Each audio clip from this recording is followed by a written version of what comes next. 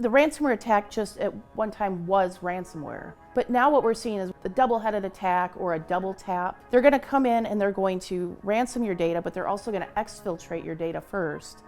And then they're going to try to get you to pay twice, once for the decryption key, and then another time for them not to release the data that they stole.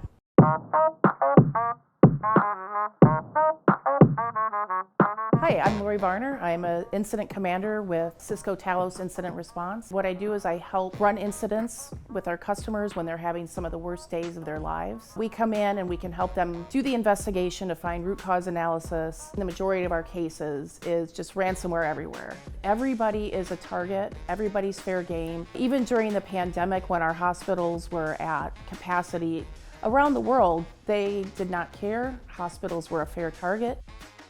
Ransomware has been around for an extremely long time. A lot of people don't realize it actually dates back to 1989. So the first example was the AIDS Trojan, which was actually distributed via 5¼ inch floppies, as this was the days before the ubiquitous internet that we all know and love. My name is Edmund Brummagem. I am a security researcher with Cisco Talos. My main objective at work is to try to make days as painful and as costly as possible for the bad guys that are trying to attack organizations and individuals on the internet. We're seeing adversaries do a lot more research before they begin conducting a lot of the attacks that we're seeing.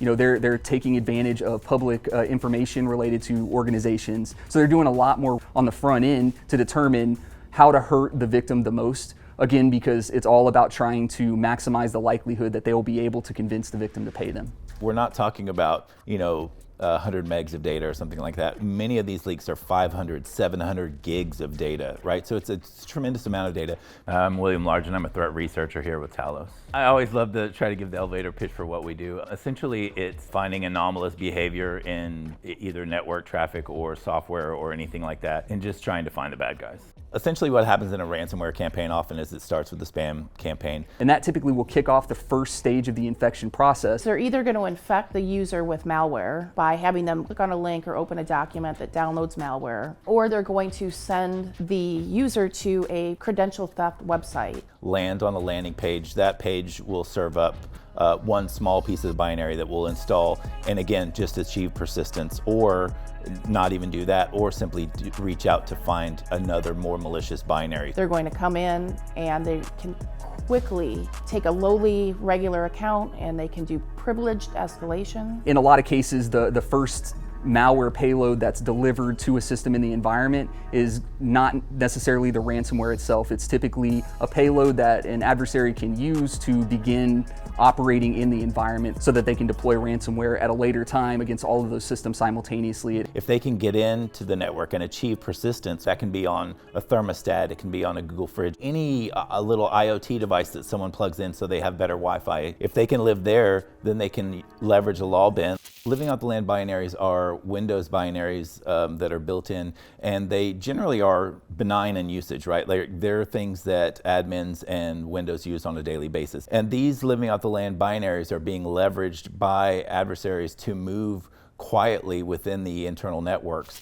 Then they're on your domain controller in a very short period of time. So that they can begin to start to focus on that most sensitive data, the most critical data in the environment, steal that, exfiltrate it to their own servers. And what they're doing often is double extortion. Where not only do they encrypt everything in the environment, but they also say, yeah, and also if you do not pay us, we will release all of this critical data to the entire world via data leak sites and websites that the threat actors operate.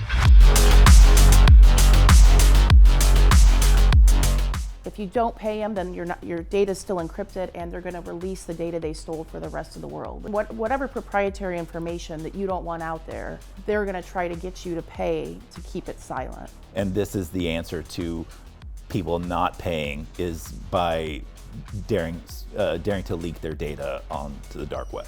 You've got two complete different ends of the spectrum. You've got very sophisticated that have been resourced by millions and millions of dollars in ransom payments over the past several years, all the way down to it may be a single, individual that's just trying to make some money via single system ransomware deployments. We've seen a large increase in the use of cryptocurrency and ransomware, essentially because there's ransomware as a service now. One of the big things that these ransomware as a service or RAS platforms offer potential cyber criminals is the fact that you don't have to dedicate resources into developing your own ransomware family. They provide kind of an entire package suite, and so with a much lower skill set, you can run ransomware against a much larger entity, right? So there are a lot of resource-based benefits that a single person could potentially benefit from by working with these larger organizations. Money's money.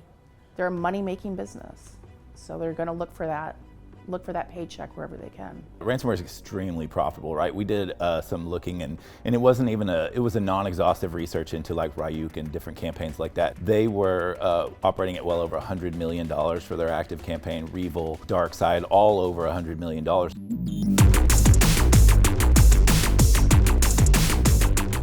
A lot of people had good recovery postures for ransomware at first because we had a deluge of ransomware, and then it died down a little and it came back with cryptocurrency.